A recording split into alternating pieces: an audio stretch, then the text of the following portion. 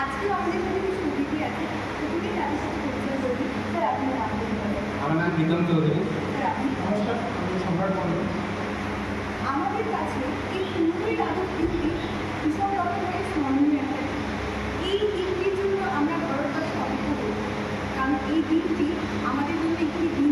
এই দিনটি আমরা অর্জন করেছি, স্বাধীনতা আমরা ছিনিয়ে এসেছি। এত বছরের গোলামির পর আমরা সেই স্বাধীন হয়েছি। এই স্বাধীনতার প্রাপ্তারে আমি স্যারকে বলছি স্বাধীনতা সম্বন্ধে কিছু বক্তব্য রাখতে চাই।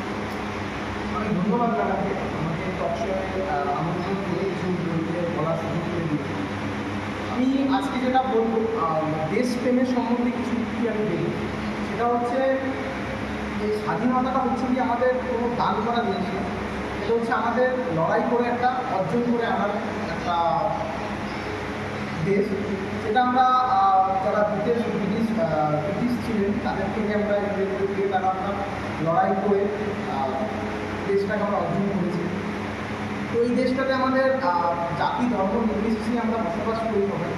যখন লড়াই আমরা সবাই মিলে যখন করেছি তখন জাতি ধর্ম নির্বিশেষে আমরা যেহেতু আমরা এই স্বাধীনতাটা অনেক রক্ত দিয়ে এই স্বাধীনতা সংগ্রামটা আমরা করেছি এবং দেশটাকে আমরা পেয়েছি। তো এই দেশটাকে টিকিয়ে রাখার জন্য আমাদের একটা দায়িত্ব, যে এই দেশটাকে আমরা যেমন কষ্ট করে পেয়েছি তেমনি আমাদের সেই দেশটাকে সুন্দর করে এবং সাজিয়ে রাখার দায়িত্বটাও ধন্যবাদ। এবারে আমি আপনাকে বলতে চাই যে স্যার যেটা বললেন যে অনেক বিপ্লবীদের রক্তে দাঁড়িয়ে আমি স্বাধীনতা পেয়েছি, তো তাদের শ্রদ্ধা দেখানোর জন্য আমি ধন্যবাদ স্যার। এবারে আমরা আমাদের পরবর্তী অতিথির কাছে যাব। স্যার উনি যেটা বললেন যে একটা দুঃখসহ কথা যে আমরা স্বাধীনতাটা রক্তে ঝুঁকিয়ে অনেক কষ্ট করে অর্জন করেছি এবং সেখানে বহু বিপ্লবী তাদের প্রাণ ত্যাগ করেছে। তো আমি চাই তাদের শ্রদ্ধা দেখানো, তাদের সম্বন্ধে আপনি যদি কথা বলেন। নমস্কার, আমাকে এখানে কিছু বিশেষ কথা বলতে দেওয়ার সুযোগের জন্য ধন্যবাদ। পজিটিভ বার্তা এবং আমাদের যে পজিটিভ বার্তার যে শোটা যে আয়োজন করছে তাদেরকে, যারা পরিচালনা করছে তাদেরকে অত্যন্ত ধন্যবাদ। তো আমাদের ভারতের স্বাধীনতা নিয়ে অনেক সংগ্রাম ছিল, যে আমাদের ভারতবর্ষ যে 300 বছরের ব্রিটিশের হাতে ছিল এবং সেই ব্রিটিশের অত্যাচারে আস্তে আস্তে যখন অত্যাচার যখন অধিক পরিমাণ বেড়ে যায়, তো সেই টাইমে আমাদের অনেক বীর বিপ্লবী এর মধ্যে অবদান আছে। যেমন তার মধ্যে হচ্ছে নেতাজি সুভাষচন্দ্র বসু, আমাদের বাঙালির একজন মহানায়ক বলতে পারেন, যিনি আজাদ হিন্দ ফৌজ গঠন করেছিলেন আমাদের ভারতবর্ষকে একান্তভাবে স্বাধীনতা দেওয়ার জন্য। আমাদের মহাত্মা গান্ধীও হয়তো করেছিলেন, বাট উনি কী চেয়েছিলেন, উনি চেয়েছিলেন যে আমরা শান্তির ন্যায় একটা স্বাধীনতা নেব। ওনার বক্তব্য ছিল যে আমরা শান্তির মাধ্যমে স্বাধীনতা পেলাম। কিন্তু নেতাজি বলেছিলেন যে আমাদের দেশ, আমাদের অধিকার, তো আমরা এখানে আমাদের নিজেদের অধিকারের স্বাধীনতা অর্জন করতে পারি। তো আমরা কাউরির কাছে ভিক্ষা চাইব না, স্বাধীনতা আমাদের জন্মগত অধিকার। তাই আজাদ হিন্দ ফৌজ তিনি নিজে গঠন করেছিলেন।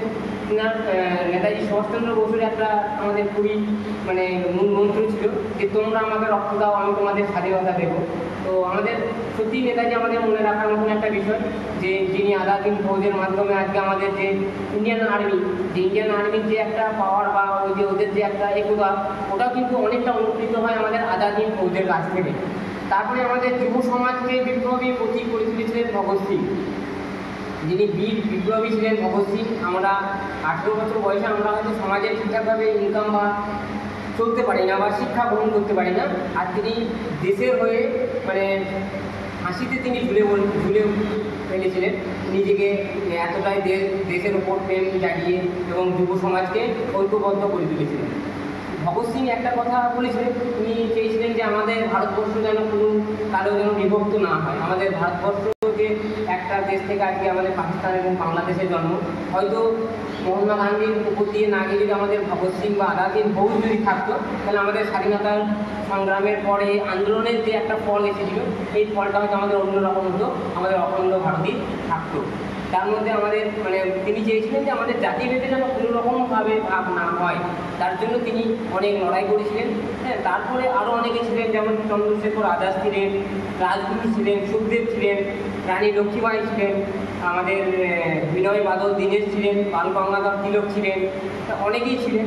হ্যাঁ, তারপর আমাদের ক্ষুদিরাম বসু ছিলেন, যিনি একবার বিদায় দে মা বলে যে ফাঁসির ফন্দায় যে ঝুলে গিয়েছিলেন আমাদের দেশপ্রেমী হয়ে। তো আমাদের যুব সমাজের উচিত আমাদের ভগৎ সিং, আজাদ হিন্দ ফৌজ এবং রাজগুরু তারপর সুখদেব, তারপর ক্ষুদিরাম বসু, এদের কাছ থেকে আমাদের কিছু শিক্ষা নেওয়া উচিত যে তারা কীভাবে স্বাধীন ভারতকে স্বাধীনভাবে চলতে শিখিয়েছে, কিন্তু এখন আমরা সেভাবে স্বাধীনতাভাবে চলতে পারি না। তো আমাদের উচিত যে এই স্বাধীন ভারতে স্বাধীনভাবে চলা, এক হয়ে থাকা। আমাদের ভারতবর্ষ যেহেতু সারে জাহাঁ সে আচ্ছা, কারণ হচ্ছে কি আমাদের প্রতিটা ধর্মের, প্রতিটা কথা, প্রতিটি জাতির দেশ, তার জন্য সারে জাহাঁ সে আচ্ছা। বন্দে ভারত, জয় হিন্দ, জয় ভারত। ধন্যবাদ স্যার। স্যারের উক্তি দিয়ে আমরা আজকে আমাদের অনুষ্ঠানটি শেষ করবো। তার আগে আমি একটি কথা বলতে চাই। আমাদের বঙ্কিমচন্দ্র চট্টোপাধ্যায় লিখেছিলেন আনন্দময়, সেখানে একটি উক্তি যেটা আমরা সবাই বলি। স্যার আপনাদেরও বলতে সেই উক্তি বলি আজকে আমাদের শেষ করতে হচ্ছে বন্দে মাতরম। বন্দে মাতরম, জয় হিন্দ, জয় ভারত।